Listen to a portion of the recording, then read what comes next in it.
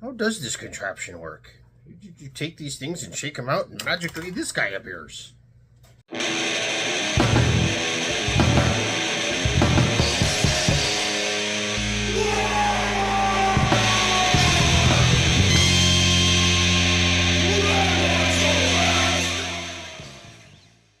Wow! Welcome back to the Red Ones Go Fast to Old Big Mek and Best Grot here with you. And yeah, in this episode, we are going to teach you how to actually build Warhammer from start to finish. Let's get into it.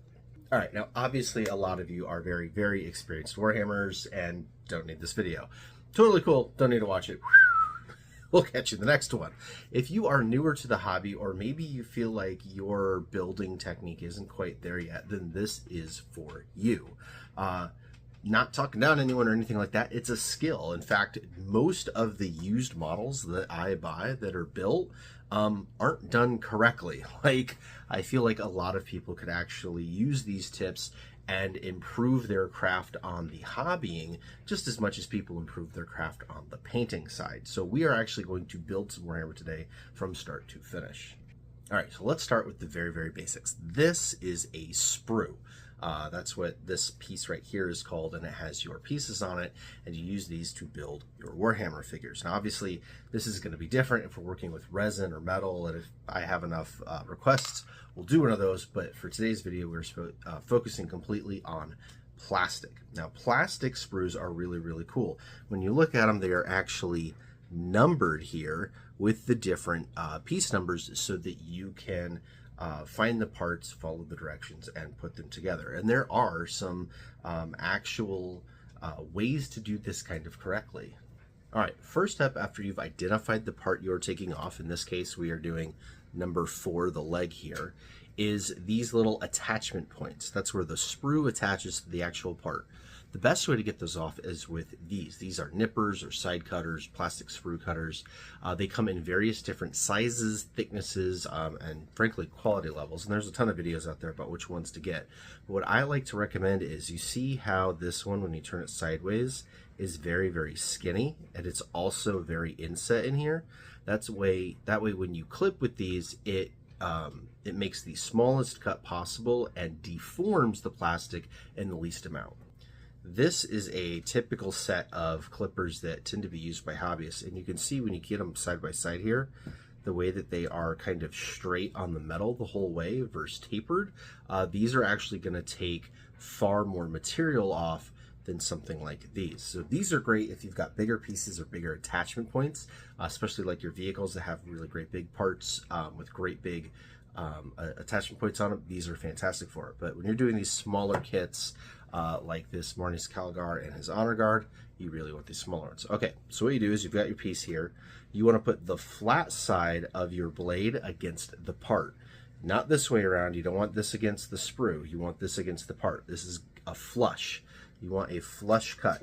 So we're going to get in there with the piece and then snip. And you're going to do that for every single attachment piece. So we'll do one from this side so you can see. You see I've got it nice and flat against my part, and a little squeeze. And again, on this one, we'll come in from here, and there we go. Now we have our part off of the sprue. Now, when you trim these parts off the sprue, even if you're using really good side cutters and you get really close in there, it's going to leave these little pieces right here, these little nubs. Try to get that to focus on there. It's really right there. You see that on the side of his body, that little nub that's left over, and that's totally normal. And what you want to do is get rid of those. What you want is a nice sharp X-Acto knife blade. Again, you want your blade nice and flat against your surface, and you're going to lightly scrape away until that nub is gone. Now you'll see there's still a little shadow of it in the plastic. That's okay. You want to rub your finger on it. If it's nice and smooth to the touch, then you are good to go. Let's see, we've got another one here on his arm attachment point right there. And we're going to do the same thing. Knife nice and flat. And scraped flat. Now, another option with these is once you have scraped the little nubby off, if you want to make sure you're perfectly smooth, you can get a little sanding stick. Nail files work especially great for this. And you could just sand the area where that little nub was until you have a nice smooth surface all the way. You want to use a pretty fine grit sandpaper. So the higher the number, the finer the grit, because anything that is left scratch-wise is going to show through your paint. So definitely make sure that you're sanding nice, light, high grit all the way down until you're smooth like the rest of the plastic. Give you some close-ups here so you can see better. Here's the leg, and look, there's one of those attachment points that we were talking about. You can see it's left just the slightest amount. We're going to use our knife to just clean that away ever so carefully. Now we can use our sanding stick.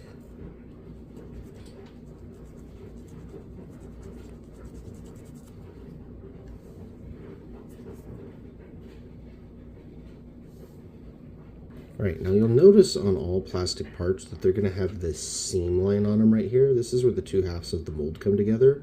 This is called a mold line. You want to remove these. They show up through the paint, and nothing is going to ruin your model or your paint job more than still having those mold lines. It is the #1 issue I see with, like I said, used minis. The best way to do this is actually with a dull knife blade. You'll see this is a different handle than the other one. I take my used knife blades and I put them on this, and you're gonna scrape sideways, so against the flat of the blade, to get those mold lines off. Now, once the mold line is scraped, you can also use your sanding stick to sand along where they were to help ensure that everything is actually gone.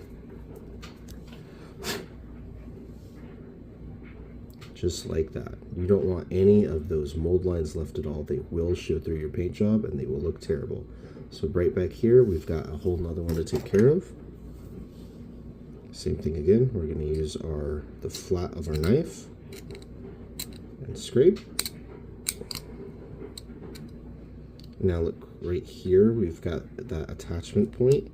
You can also scrape where you have cut the attachment point. And then again, sanding stick very lightly.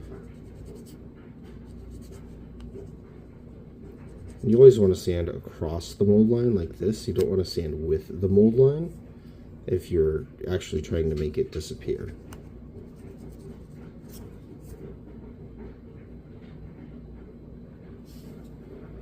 All right, next step is gluing. Now we've got a couple of legs to glue onto our torso here, and we are using the Tamiya extra thin cement.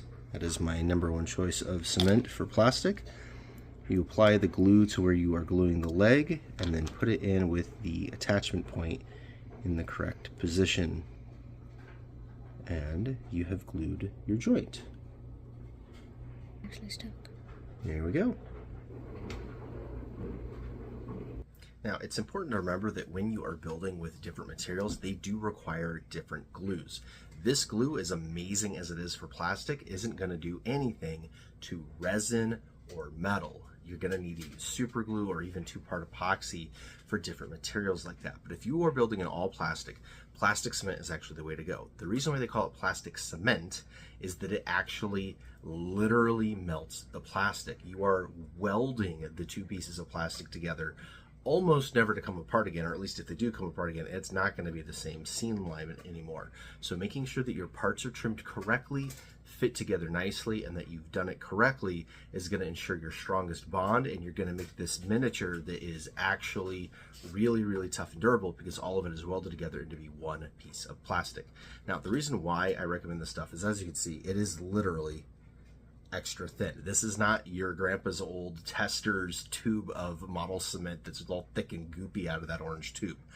This stuff right here has capillary action, which means you can actually take your two parts, put them together dry, and then put this on the seam, and the glue itself will run down the seam and in between the parts to glue them together. It's really, really cool. You can watch a bunch of videos on guys that do scale modeling with like aircraft models and things like that, and that's how they choose to use this, usually with like a really fine dropper tip on it and stuff. But yeah, this stuff is definitely what you want for plastic. In fact, we are working real time here. This guy has been together less than 2 minutes, and he is solid as a rock. The glue has dried, the plastic is fused to itself, and we have a nice solid figure. Now, one thing I will caution, that glue is toxic. It does have an odor to it. You want to use it with good ventilation. We're in a pretty decent sized room in here with a cracked window and ventilation going, and also we are capping it after every use. You don't want to just sit and leave it open. Those fumes can get to you eventually. So just something to keep in mind, especially if you're working like in an apartment or a small space or with kids or grots, to keep that capped and make sure that you have good ventilation. All right, so here's the two pieces separate. You can see Beskrat has put them together dry, and now he's going to use the glue to glue them together. Now, another thing to remember with plastic glue, especially like the ultra thin cement that has capillary action, is that you don't want to use too much. If you use too much, it doesn't make the bond any stronger. What happens is the glue runs over the side of the plastic and actually melts down the surface of the plastic. It will ruin any kind of crisp detail that's on there and make it kind of muddy and weird looking. You'll also end up getting fingerprints all over your models. Now, that can be used as an effect on purpose if you were doing like severe weathering things. You could take like a flat armor panel, put a sheen of glue on it, and then kind of like tap it with a ball peen or something like that, and it will make little dents and stuff in the plastic as part of like it melting and drying and stuff. But that is like a whole other thing that's super advanced and super different. When you are just gluing the model together, you want to use the minimum amount of glue necessary to get those parts to stick together and not be just slathering it everywhere. Now, another option with plastic models is indeed super glue, especially some extra thin super glue, because it has the same capillary action as the plastic. Now, it's not going to weld the plastic and melt it in the same way as actual plastic cement does. Super glue is a bond that happens with a lack of oxygen, so when you put it in between two tight fitting pieces and all of the oxygen disappears, that's when it then hardens and does its thing. That being said, super glue is kind of undoable. You can put your model in a freezer, freeze the super glue, and actually break the pieces back apart, and then scrape off the excess and try again. But it has its place for sure. I use it a lot, especially in areas where there's not a lot of plastic to plastic adhesion, or if you're using mixed materials, like you're gluing resin parts or 3D printed parts onto a plastic model, there is a place for the super glue. But yeah, really be careful with this stuff, because as soon as there is a lack of oxygen, it dries completely. It was also, remember, designed to glue humans back together, so it's really, really, really good at gluing your fingers to everything. Now, another thing with plastic models and plastic cement is you do have a little bit of drying time, especially if that fit is imprecise. So things like a ball and socket joint, like is very typical for heads and necks. You can put the glue in the socket, put the head in the socket. You then have a little bit of time to move and adjust the head before the glue dries in order to get exactly the right pose and look that you want. That's something that the super glue doesn't always do. Again, as soon as that covalent bond is there because the oxygen is gone, you're done. So if your guy is all like with his head, that's kind of the way you're stuck. With the plastic cement, you've got that little bit of time there to adjust the head. All right, just take your time, follow the directions, and you will have a really nice model. Again, the kind of the biggest things I can say is making sure that you're trimming the parts correctly off of the trees and the sprues, that you're actually cleaning up those little connection points so that your model parts are connecting the way that they are intended to and designed to, and using the right plastic cement. And then don't forget, scrape your mold lines. Scrape your mold lines, people. I don't care if you drill your barrels or not, but scrape your mold lines. All right, the last little bit of advice I can give you is when it comes to the base. I used to be really old school about this and glue my guys to the base right away until I started using this stuff, this texture paste, to make bases. And well, as you can see here, it's really difficult to get that stuff around models that are glued to the base. So if you leave your model off the base until after that texture stuff is done, you will actually have a much better time of it and go a lot faster. An option that you can do is gluing just like 1 foot to a temporary base or something like that, or using super glue on that part so that you've got a base to hold them while you're painting, and then when you're done painting, you can actually glue for real to the real base in order to be completely finished. All right, one final tidbit of information. When you're building, every Games Workshop kit just about has options, usually with the heads, where you have multiple ones that you can use. Pick which one you're going to use, build it. Your old parts that are still on the sprue you want to hold on to. I like to clip them all off and put them in a plastic organizer by part, so like all of my Space Marine heads are all in kind of like the same little compartment. And then when you are building later on, as you get more advanced and you get into kit bashing and things, you have options now that weren't necessarily with your kit. So yeah, definitely clip all of your spare parts and keep them.